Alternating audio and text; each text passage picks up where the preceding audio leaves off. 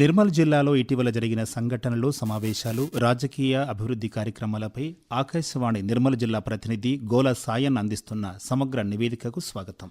స్వచ్ఛత పచ్చదనం కార్యక్రమంలో భాగంగా గ్రామాల్లో పచ్చదనం, పరిసరాల పరిశుభ్రతకు అధిక ప్రాధాన్యత ఇచ్చామని నిర్మల్ జిల్లా కలెక్టర్ అభిలాష్ అభినవ్ తెలిపారు. సీజనల్ వ్యాధులు వ్యాపించకుండా ప్రతి ఒక్కరూ వ్యక్తిగత పరిశుభ్రత పాటించాలని, పరిసరాలను శుభ్రంగా ఉంచుకోవాలని సూచించారు. మురుగు కాలువలను ఎప్పటికప్పుడు శుభ్రం చేసి బ్లీచింగ్ పౌడర్ వేయాలని, వాటర్ ట్యాంకులను శుభ్రంగా ఉంచాలని గ్రామ పంచాయతీ కార్యదర్శులకు ఆదేశాలు జారీ చేశారు. రాష్ట్ర ప్రభుత్వం 3 విడతలుగా అమలు చేసిన రుణమాఫీ పథకం కింద లబ్ధి పొందని రైతులను గుర్తించేందుకు మండలాల వారీగా నోడల్ అధికారులను నియమించినట్లు జిల్లా వ్యవసాయ అధికారి అంచి ప్రసాద్ తెలిపారు. రుణమాఫీ కాని వారి కుటుంబ సభ్యులు ఆధార్ కార్డులతో సంప్రదించి ఆన్లైన్లో నమోదు చేసుకోవాలని తెలిపారు. నిజ నిర్ధారణ పూర్తయిన తర్వాత ప్రభుత్వం నిధులు విడుదల చేస్తుందని, ఈ విషయంలో రైతులు ఆందోళన చెందనవసరం లేదని పేర్కొన్నారు. జిల్లాలోని కాన్పూర్ పట్టణ సామాజిక ఆసుపత్రిలో కాలం చెల్లిన మందులను వినియోగించిన సంఘటనలో 2 ఉద్యోగులను సస్పెండ్ చేస్తూ 5గురికి షోకాజ్ నోటీసులు జారీ చేసినట్లు జిల్లా కలెక్టర్ అభిలాష్ అభినవ్ పేర్కొన్నారు. జిల్లా వైద్య ఆరోగ్య శాఖ అధికారి రాజేందర్, డిపిహెచ్ ఎస్ సురేష్ ఆధ్వర్యంలోని విచారణ కమిటీ అందించిన నివేదిక ఆధారంగా Sunitha pharmacist, Chandrakala staff nurse విధుల నుంచి తొలగించినట్లు చెప్పారు. ఇందుకు బాధ్యులైన ఆసుపత్రి పర్యవేక్షకులు డాక్టర్ వంశీ, ఫార్మసిస్టులు శ్రీనివాసాచారి, విజయ్ కుమార్, వెంకటేష్, కళ్యాణ్లకు షోకాజ్ నోటీసులు జారీ చేసినట్లు పేర్కొన్నారు. పేదలకు వైద్యం చేయడంలో నిర్లక్ష్యం వహిస్తే కఠిన చర్యలు తీసుకుంటామని కలెక్టర్ హెచ్చరించారు.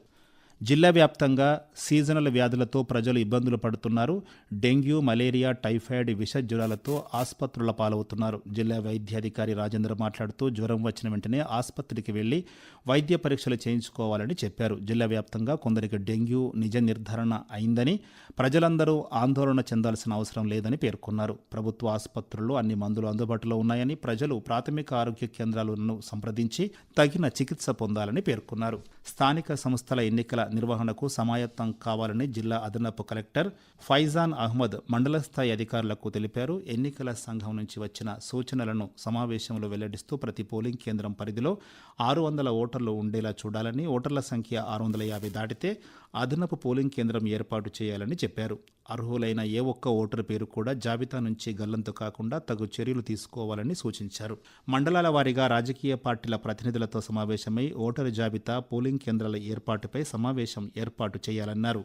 భూముల క్రమబద్ధీకరణకు ఎల్ఆర్ఎస్ దరఖాస్తులను పగడ్బందీగా నిర్వహించాలని, ప్రభుత్వ నిబంధనల ప్రకారం ఎల్ఆర్ఎస్ ప్రక్రియను నిర్వహించాలని కలెక్టర్ అభిలాష్ అభినవ్ అధికారులకు సూచించారు. ప్రభుత్వ భూములు, చెరువులు, శిఖం భూములకు ఎట్టి పరిస్థితుల్లో అనుమతులు ఇవ్వరాదని అన్నారు. దరఖాస్తుల పరిశీలన ప్రక్రియను వేగవంతంగా పూర్తి చేయాలని అధికారులను కోరారు. జిల్లాలో షీ టీం పేరిట మహిళలకు గల హక్కులపై, వారికి కలిగే ఇబ్బందులపై కేజీబీవీ ఉన్నత పాఠశాలల్లో ఇంటర్మీడియట్, డిగ్రీ, మెడికల్ కాలేజీ సిబ్బందితో అవగాహన కల్పిస్తున్నారు. జిల్లాలో బిట్ కాయిన్తో దందా నిర్వహిస్తున్న పలువురు ఉద్యోగస్తులను అరెస్టు చేసి రిమాండ్కు తరలించారు. గుట్కా, గంజాయి, మట్కా, పేకాట స్థావరాలపై దాడులు చేసి జిల్లా వ్యాప్తంగా వాటిని రూపుమాపుతున్నారు. జిల్లాలో ఇటీవల జరిగిన దొంగతనాల్లో వెనువెంటనే అరెస్టులు చేసి జైలుకు పంపారు. ఎవరైనా చట్ట వ్యతిరేక పనులు చేస్తే సహించేది లేదని జిల్లా పోలీసు సూపరింటెండెంట్ జానకి షర్మిల హెచ్చరించారు. కాగా బిట్ కాయిన్ కేసులో అరెస్ట్ అయిన జిల్లాకు చెందిన ఉపాధ్యాయులు సాయి కిరణ్, కండేల నరేష్లను సస్పెండ్ చేసినట్లు జిల్లా విద్యా అధికారి రవీందర్ రెడ్డి పేర్కొన్నారు. ప్రభుత్వ ఉపాధ్యాయులై ఉండి చట్ట వ్యతిరేకమైన కార్యక్రమాలు నిర్వహిస్తే సహించేది లేదని హెచ్చరించారు.